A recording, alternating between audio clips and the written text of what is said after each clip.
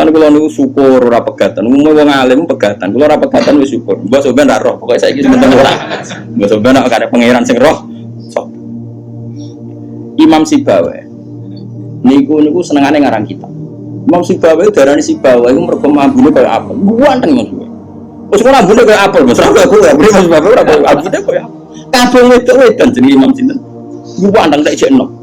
Pas dia alim, pas umur produktif sekitar 36, 32, walim. Iku dalun bojone ngenteni dikumpuli ya menulis kitab iki dipindah kitab nulis. Nganti pirang-pirang jilid jenenge Alkitab. Karena jenenge kitab dene mau Alkitab. Kalau bahasa Indonesia kayak Injil. Bahasa Indonesia muni Alkitab. Bahasa Indonesia muni Alkitab doang. Injil lah sebenarnya maksud kalau mari dene ra wong Indonesia. Kita ora ono jenenge ya. Alkitab. Cara bahasa Indonesia itu. Singkat cerita itu bojone wis marek-mareki wis beda tetep ngono. Wayu wae bojone. Wayu kok ora apa terus ora elek ku yo ora. Saya lek men goreng tempe terus apa elek. Wis bojone mikir, aku nganti dibaro mergo barang iku kitab. Suatu saat paginya misalnya itu kertas entek gue ngarang mau pasar betul ngono Pak. Nah saya kata fotokopi mau pasar ya tuh. Dobong kita pikirannya yang menyibukkan dari dia itu sudah dihilangkan rupa-rupanya wis dinopo kok Imam Sibawi kita pun tak apa gara-gara kitab itu ora tau ngurusi aku cuma gak bojone mangsane ora milih Imam Sibawi ngaboti kitab megan nopo Imam Syafi'i gimana? Imam Syafi'i rawani rabi wong gede, rawani rabi ning jare Indonesia. Gara-gara wedi nak nuntut. Dadi dia tak rabi ngomong namanya iki kena mbok tiru. Ya tapi ganteng, syaratnya itu ganteng. Karena kalau ganteng itu kan kompetitornya banyak yang minat ganteng mulya imam terkenal. Ngomong ngeten, diumumno. Sapa sing gelem rabi be aku, syaratnya siap ra tak kumpuli. Syarat ya siap ra tak urusi. Wong aku sibuk mula. Terus syarat ketiga kegiatannya gawe no jajan, aku mulang santri. Jadi syaratnya itu. Jadi syaratnya itu pinter gawe jajan, sing pas aku mulang. Karena ono ngaji, tapi udah tiga jajan. Sebenarnya jajan halawiyah. Halawiyah itu manisan. Walhasil ada seorang yang orang biasa gitu ya, min ahlil khairi wassalah, siap dinikahi beliau tanpa syarat apa. Ya iku nganti sepuh tiap ono santri teko ya mau. Dumi, pokoknya itu gawe no jajan ini layani gawe no jajan. Terus diulang ngaji, semua nganti kapun. Sehingga boten. Jadi wong dhisik saking senenge ilmu itu bojo itu digolekno kriteria sing nopang. Saiki ora. Ngene ditakobal wa bina minkum takobal ya karim. Kulo susah. Wah, wong alim tuntas, yakin gara-gara sitok tuntas full. Akeh gak kancane sampean zaman mondok iso maca muin. Salene dunia hafid sing rodok lanya, akeh. Ilang gara-gara apa? Oh ilang gak, Bos? Oh ilang. Jajal lah wis nglatano omah. Latano mama ada istiqomah nggih pengajian nopo ekonomi kocar. Oh, keranyam. Makanya menurut saya, wong alim apike iku untuk ning sing anake kiai sing ya di tradisi berjuang itu relatif gampang. Ukarane itu terkendali. Misalnya, tapi tidak harus ning gede loh. Pokoknya ya, sing di tradisi berjuang kan. Bahwa hidup itu biasa berkorban untuk nopo berjuang. Kalau ndak itu habis gitu. Kalau nu ngerasa non, tapi tidak harus anak gede buatan. Makanya yang soleh lah. Pokoknya misalnya soleh, kan pokoknya anak PKI lah. Pokoknya saya angel teman-teman. Oh ya, yang penting ngerti pentingnya nopo. Aku lalu ngerasa no. Saya itu berkali-kali misalnya di rumah itu ngaji sampai malam. Terus pagi tadi subuh saya ke sini. Subuh berangkat dari rumah terus tadi jam 2 sampai sini. Terus sekarang saya ngaji. Nanti malam ngaji. Besok saya ngantor ngaji terus. Nanti pas datang malam Rebo, paginya saya ngaji. Sama tafsir Jalalain yang grupnya santri-santrinya Bapak. Terus Kemisnya ngajar. Kalau Kemis ngajar di Sarang. Terus Jumat itu saya ngajar di Kudus. Terus begitu siklusnya. Jadi bojo mangan ora mangan iki ora pati roh. Aku yang ngomongin anak kiai di keramat di ojo ngenteni keramat. Dadi dan tingko ya pokoknya padha uripe ngono. Lan cara kula bojone kiai kudu di keramat dhewe nek ora wis tak kobal wa minal tak kobal ya kan.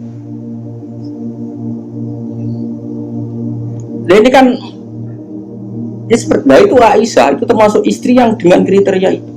Saya tuh heran sama Aisyah gini, saya tuh punya Musnad Ahmad ya Misbah. Musnad Ahmad itu 14 jilid. Itu satu jilid tuh ada yang riwayatnya Aisyah semua. Jadi minal muksirin wal muksirat itu Sayyidah siapa? Aisyah. Dan anehnya dalam satu jilid tuh Fuad, yang diceritakan Aisyah tentang Nabi itu pasti yang sisi hukum. Bukan kenangan Nabi tidak punya uang atau taruh saja gini. Sebetulnya nggak ada yang dimakan untuk sarapan itu kan masalah kalau bagi istri sampean. Nggak masalah besar nggak kalau istri sampean jam 8 masih belum ada yang dimakan. Oh perang Brontoyudo. Itu Sayyidah Aisyah ngenangnya enteng saja bahwa pernah peristiwa itu terjadi dan Nabi ngambil sikap ya kalau nggak ada yang dipakai sarapan ya saya puasa. Aisyah ya oke ya Rasulullah kalau nggak ada yang sarapan ya kita puasa.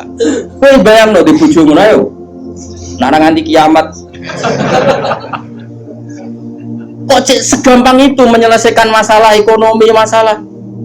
Dan itu Aisyah cerita ada dalam konteks dia kecewa tentang keuangan Rasulullah, cerita dalam konteks bahwa puasa sunat itu udah harus nginep niat. Buktinya Nabi pernah puasa setar setelah ada informasi gak ada yang dimakan. Coba kalau gak orang bener-bener sholihah. Ayo bojomu kira-kira dia mafhum ngono ta ora?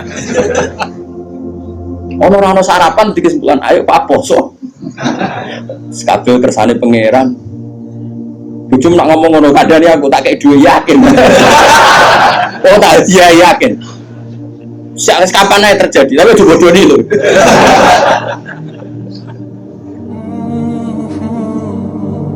Oh itu garwane Nabi ku beda mbek bojomu. Sayyidah Zainab seperti itu. Sama tak ceritani.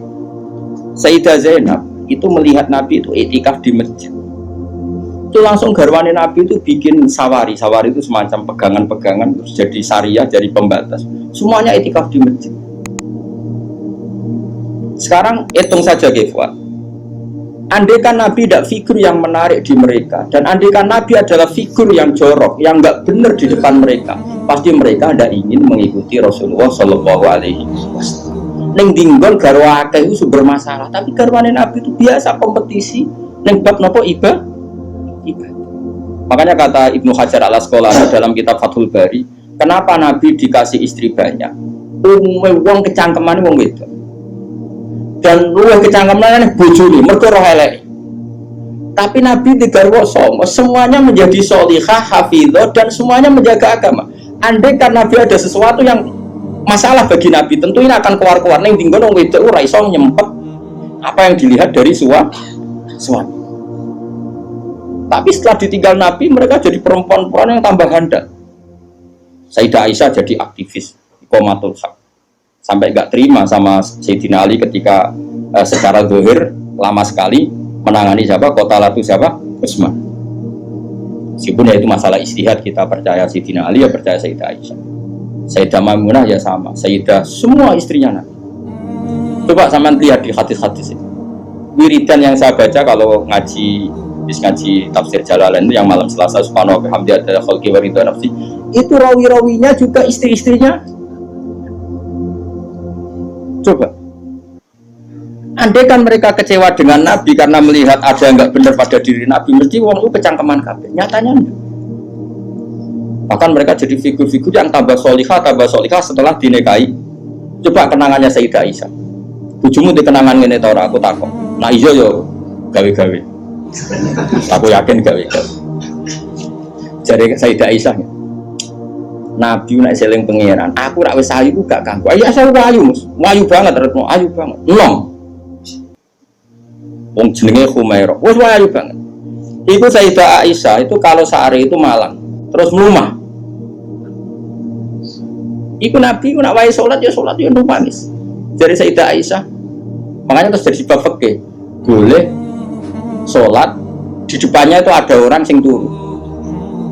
Sayyidah Nabi itu kan Nabi ora engke koyo kowe sholat arang-arang tapi di kamar kon sholat. Wah enggak pol umat Islam zaman akhir. Wong ngarang-ngarang tahajud kok di kamar kon. Yo mesti tugani sajadah tok iku. Kelakuane wong zaman akhir dadi nek ana tamu kesane saleh wong ana nggon. Tapi ora tau ono wonge tetep turu ngokor nganti esuk. Esuk disaponi kok sajate ditotone kaya-kaya bar kanggo. Ya Allah kelakuan kok ngono. Tapi mboten engkek ngoten, Kang. Ora duwe kamar gon. Ya kamar sing dienggo sare. Iku sing dienggo. Terus Sayyidah Aisyah turu iku cek nglekok. Nabi salat, Allahu Akbar. Nangis Nabi. Wali naon Aisyah. Jare Aisyah, aku tak terusno turu. Aku tetap sembujung. Apa? Belajar kakinya apa cara kene? Dipanjangkan itu. Nah, engko nak Nabi ape sujud lagi tak tarik. Tak tarik kok Nabi bar sujud tak sujud dong.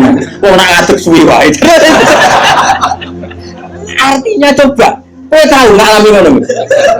Oh, bojomu lah ngamuk. Salat kramene wong mikir. Oh, seramu mungkin ke podo mek Nabi ku semua. Malane kita mau kepengin niru. Maksudnya niru ya rodok ngono ae napa? Mulane niru paling Nabi salat madhep kiblat kita madhep kiblat. Nabi nak salam iku nganan sik ya kita. Nganan wis ngono-ngono tok. Gak mungkin ke niru. Iku coba bayangkan. Dan itu yang diriwayatkan Aisyah. Terus kata Imam Bukhari, babu sutratil musolli. Gak apa-apa kalau ada orang sholat, kamu ada orang tidur, kamu tetap. Buktinya itu pernah terjadi pada Nabi dan Sayyidah siapa?